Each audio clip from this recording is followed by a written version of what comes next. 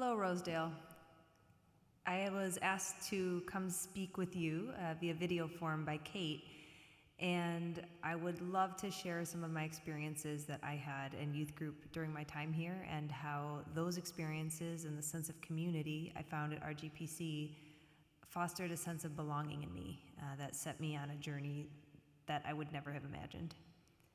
I came to Rosedale from the plight that was coming from St. Paul's. I was raised in St. Paul's Presbyterian, and that church had what could be described as a schism, a break, conflict, whatever word you want to use. A lot of us left, and my family was one of them. We were hurt. We felt like we were coming out of a divorce of sorts. We loved church, but we had only known God in that one specific community, in that one specific building, and at that time I felt really lost, that I wouldn't experience faith as I had before. And Kathy Marzoff and the youth group program reached out to a lot of us at St. Paul's and welcomed us in with open arms. And from that time on, I began my Sunday ritual of hanging out in the library with Kathy and the youth group kids. I just learned how to pack for an entire week in the smallest Tupperware known to man for our caravan trips. And once again, even though I never thought it could happen, I felt that strong sense of belonging.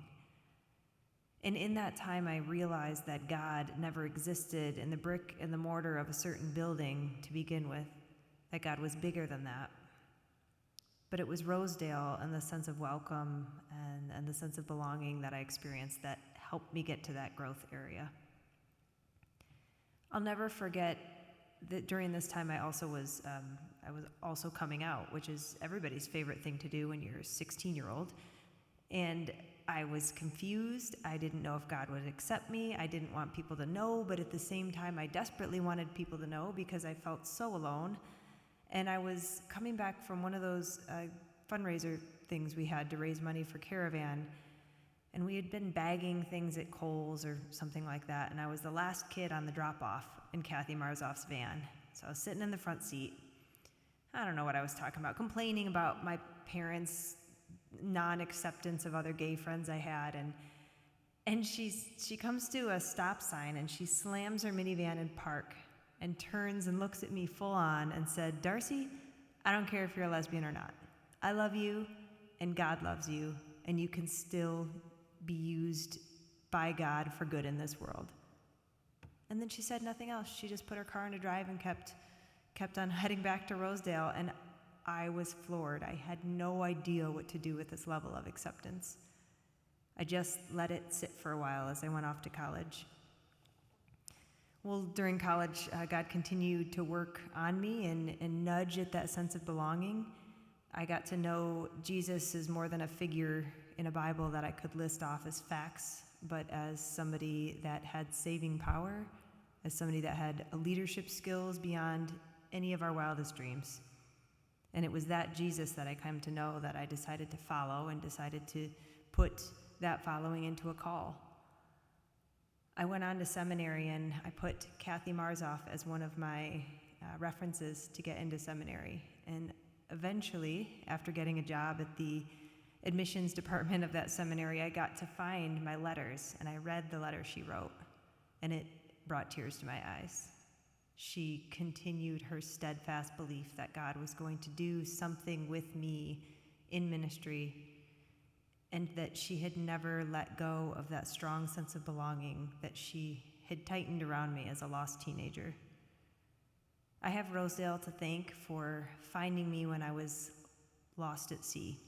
You all took me and others from my church in, and we became a church together. You not only nurtured us, but you were willing to set us out into the world to go find paths of our own. I know I'm not the only RGPC youth group kid that went on to become a pastor. As I was exploring this sense of belonging, I ended up doing my entire doctoral dissertation on it. And lo and behold, when I walk into the first day of that doctoral program, I look up, and who's my professor but Kate Mackey, my good friend from the St. Paul's days.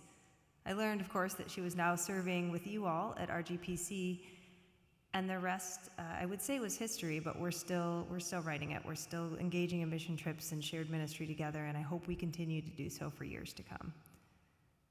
For whatever way that you today are able to foster that sense of belonging for another kid, another member, another senior, every one of us is lost in their own way, and we have the responsibility and the honor to be able to usher people back and to invite them to get to know the Jesus that we have gotten to know with a strong sense of belonging and surrounded by faith. So blessings to you on the continuation of your worship together here and in your ministry at RGPC.